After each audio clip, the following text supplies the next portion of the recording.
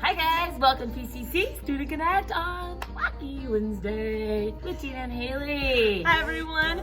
So today we have a fun little game we're gonna try. As you guys know, we love our games. So Gina, what I'm gonna have you do is balloon juggle. Then I'm gonna try it out. We'll see who does the best. Like this balloon That's right. and this balloon. Also, And we're gonna juggle. juggle. Okay, here we go.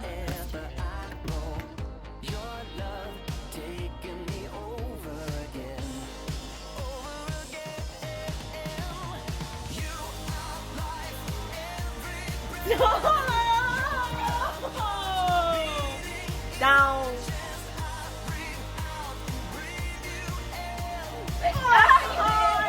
Well, Gina, you did win. Surprise, surprise. Game queen, here you go. If you need a balloon juggler at birthday parties, she's the person to go to. Yeah. But I wanted to ask, and how this all ties in together, is does your life feel like you're juggling balloons sometimes? Well, with this stay-at-home order, the whole ministry with youth ministry has changed completely. We've gone fully from being on site or on campus to being online. And so there's just new expectations. I'm trying new things with my family and friends, and everything seems to take longer. And so I'm juggling tons of things.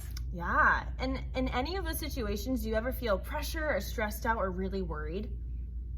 Look at me. Do you see these lines? Yes. I'm like, hello.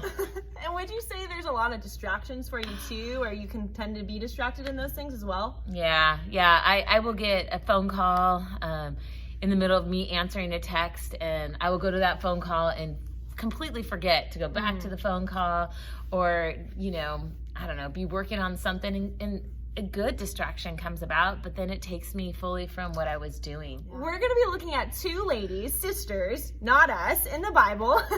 I would like to write a book or do something. That'd be pretty cool. Maybe one day. But, am I distracting you? Hey, you got me. Maybe. One woman in this story, how she let distractions and worries get in the way of some pretty important stuff. Yeah, so I'm going to read to you guys Luke 10, 38 through 42. It says, "Now as they went on their way, Jesus entered the village, and a woman named Martha welcomed him into her house. And she had a sister called Mary, who sat at the Lord's feet and listened to his teachings.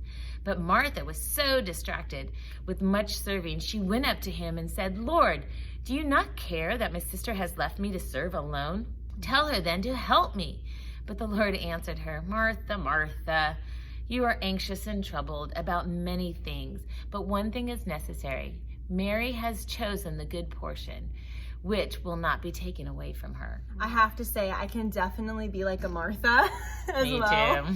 Getting distracted with the busyness, the work, things I have to do, and focus on really what seem unimportant tasks and unimportant things rather than the really important things. And it even says that Martha was distracted by serving and doing things. Yeah. I want to reiterate this again. Jesus had to pull Martha's attention, and he goes, "Martha, Martha, you're anxious and troubled about many things, but one thing is necessary," right? And some of us tend to be more like a Mary or a Martha, right? And sometimes we're a little bit of both. It just depends what the circumstances is, or it depends like what that day lies ahead. It's super, super important for us to slow down and sit at the feet of Jesus and to listen. Serving is a great thing. There's nothing wrong with serving, but sitting at Jesus's feet is way more important than serving. What does it mean to sit at Jesus' feet? Some of you guys were, I don't know, like he's not actually here on earth, so how can I do that? A lot of that nowadays can be reading his word and obeying his word. There you go. Exactly. And with that, being submissive to God, following his commands, and believing who Jesus is and who he says he is. Others are discipleship or loving others. These are ways that we can sit at Jesus' feet today. And we must remember what's most important, right? Good work should flow from a Christ-centered life. They do not produce a Christ-centered life. When we give Jesus the attention he deserves, he will empower us to serve others. We want to challenge you guys and have you reflect on these questions. Are you more like a Martha, worried about things, distracted by things, even in quarantine? Or are you like Mary, being at Jesus' feet, listening to him and soaking him in, being in his presence? What is your biggest distraction right now, keeping you from being in a relationship and focusing on God?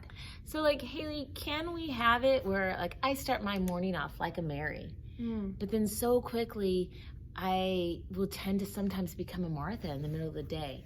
So I have to keep Christ-centered throughout. Yes, my exactly. day. It's not just a 5-minute Devo, which are great and can be helpful tools, but I think it's the idea of being intentional with our time, with our thoughts, with our actions, and is it glorifying God? Because that's another way we can sit at his feet.